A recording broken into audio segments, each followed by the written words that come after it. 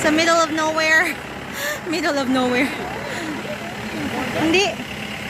Park yan. Yan yung sasakyan. Nandito kami sa luma naming bahay. Malapit yung yung liguanan. Let's go.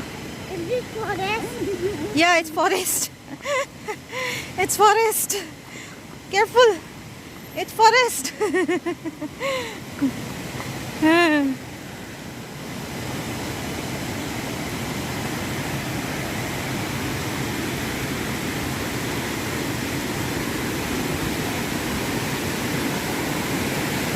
Okay. Slowly Yan guys, dito na kami. Oh. Malaki-laki din palang swimming pool. 50 rupees ang entrance. Kaya lang masyado siyang in the middle of the forest na kami.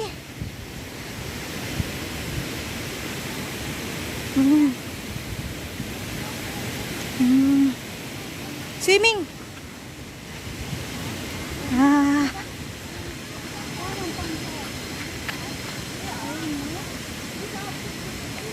Ayan. Ayan yung swimming pool. Oh, go.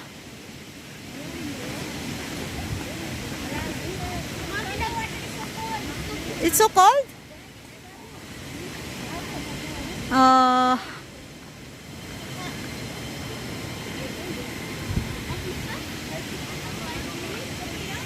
Side. Sundar, side. Ayan na guys. Malaki yung swimming pool.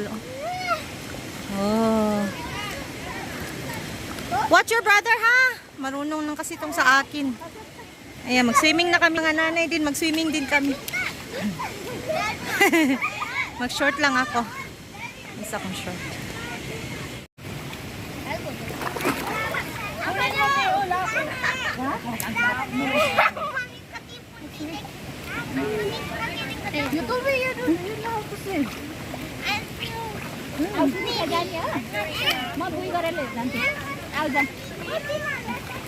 Basta-basta lang tayo dito.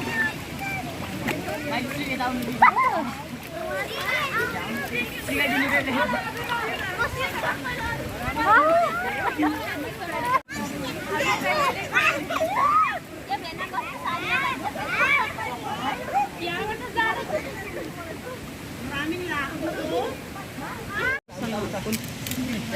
Smile na.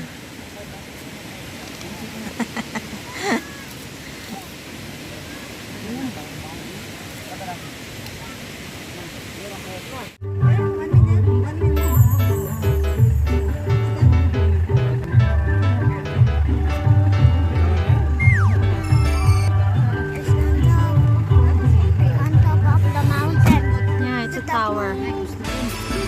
Tower.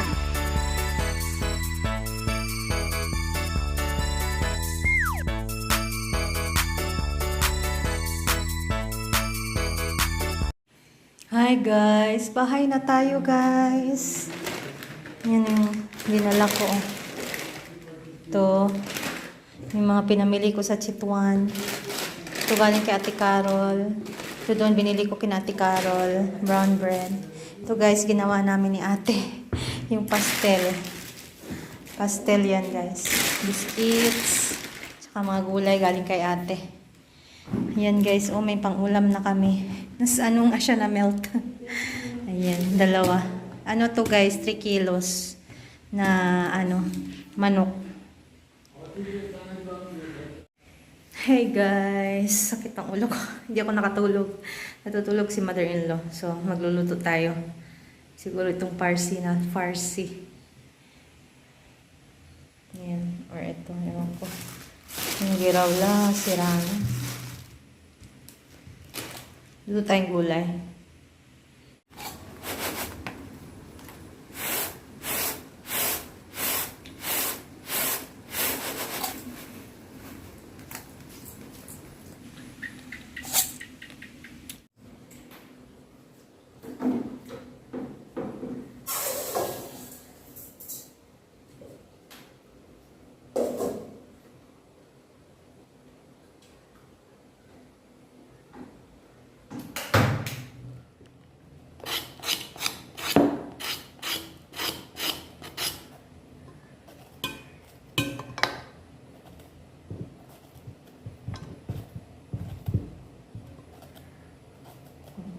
Kala ko magluluto si mother-in-law, guys. Natulog man. Bigay to ni Ate Carol ng mga gulay. Kasi marami siyang rasyon from village at from mga didi niya doon. Mga sister-in-law niya. Dito walang, ewan ko kung may tanim si mother-in-law. Wala yata. Hindi na niya kayang magtanim. Ewan ko anong inuulam nila dito everyday. Kaya ako gumawa ng pastil para may pang side dish ang mga bata. Dal, rice, gulay at pastel. Kahit walang egg, okay lang.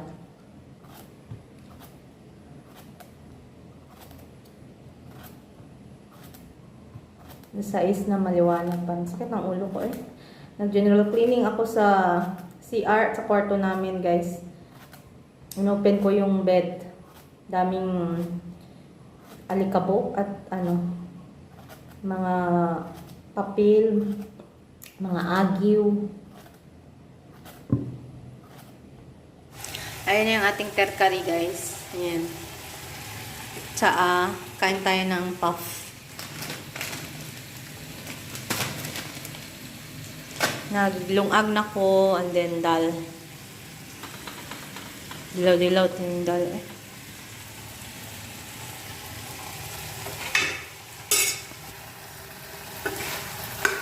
Sibuyas rin akong isabol, ani guys. Nalo ko sibuyas lang. Palata pa ni maayo. Dili pwede, dili lata. Babalatan ko na tong parsimunta, guys. O yung yung udlot ng kalabasa. Para bukas luto na lang. Parang matigas na to eh. Bigay niya Ate Carol. Kain tayo, guys.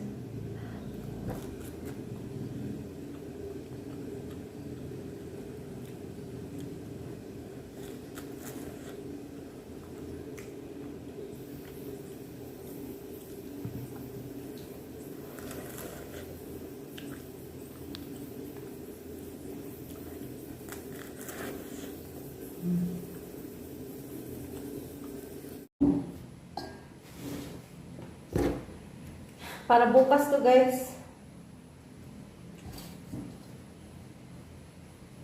Nanigas na. Hindi na fresh. First to kapon, binigay ni Ate Carol. Anong isang araw. Nainitan. Masarap pa rin naman to. Ito lang ang ulam dito sa village. Simpleng buhay. Si Babo ay tuwang-tuwa. Si Sanel ay bored.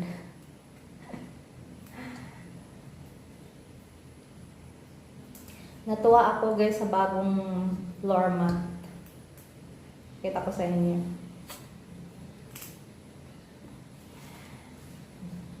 Lamin to bukas. Ewan ko kung gigising si mother-in-law ng maaga. Siya man yung tagaluto sa umaga ko sa gabi. Matigas na yung tangkay. Yung first to, malambot pati tangkay. Naligo kami, guys. Masarap yung tubig. Kaso nilamig yung mga bata. Tapos marami na nagsidatingan. Kaya super saglit lang kami doon. Hindi siya malalim. 5 feet. So, abot ko siya. Hanggang liig. Ganun. 5'2" ako eh. So, below 5 feet. And then yung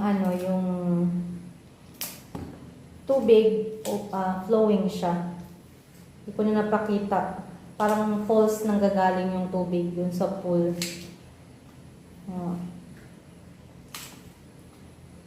Maraming dumating kanina mga lalaki kaya umalis na kami. Kasi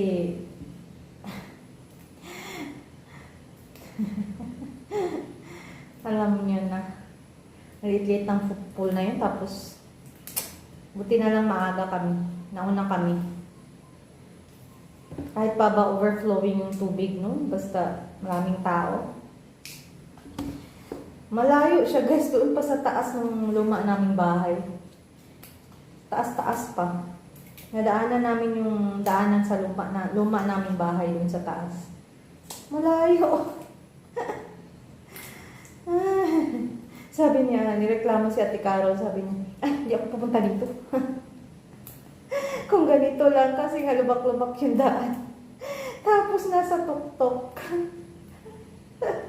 Reklamador talaga si ate. Pag tumatanda na, nagreklamador na. Ayan guys, tapusin ko na lang muna to. Good morning guys! Good morning Bukid! Ayan.